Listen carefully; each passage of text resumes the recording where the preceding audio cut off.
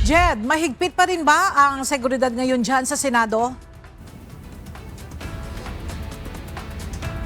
Ella, nakataas pa rin yung heightened security measure sa loob at labas ng Senado hanggang ngayong araw. Ito ay matapos ngang makatanggap ng impormasyon noong nakaraang linggo na mayroong banta sa seguridad ng institusyon. Ngunit hindi gaya noong nakaraang linggo, ngayong araw ay balik opisina na sa trabaho yung mga empleyado ng Senado. Mahigpit pa rin ang inspeksyon sa main gate pa lamang ng gusali ng Senado kung saan isa-isang sinusuri ang mga pumapasok na sasakyan. Mayroon ding inihandang listahan ang mga otoridad kung saan tanging ang mga accredited media ng Senate Beat at mga otorisadong individual lamang ang pinapahintulutang makapasok sa premises ng Senado.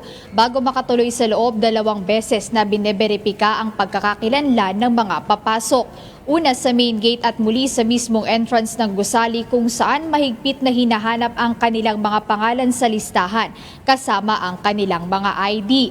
Ang paghihigpit sa seguridad ay matapos kumpirmahin noong nakaraang linggo ni Senator Sherwin Gatchalian ang pagpapatupad ng heightened security sa Senado dahil sa ulat ng banta sa loob ng gusali.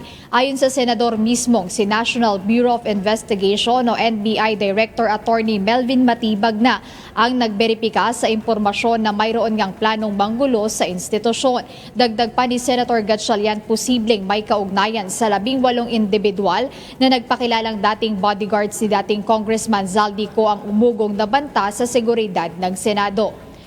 Ella, hindi gaya nga noong nakaraang linggo, noong Wednesday and Thursday, work from home o remote setup yung mga empleyado ng Senado. So ngayon ay balik opisina na sila o balik trabaho na sila dito sa Senado at pinapayagan na rin yung mga Senate accredited media na makapasok dito sa gusali ng Senado. Ngunit gaya ng nabanggit ko kanina, mahigpit nga yung seguridad na ipinatutupad doon pa lang sa main entrance dito sa Senate premises kung saan pinapatupad nila yung no ID, no entry at kung wala rin sa listahan ay talagang hindi nila pinapapasok yung mga individual na pupunta rito sa Senado. Yan muna update. Balik sa iyo, Ella.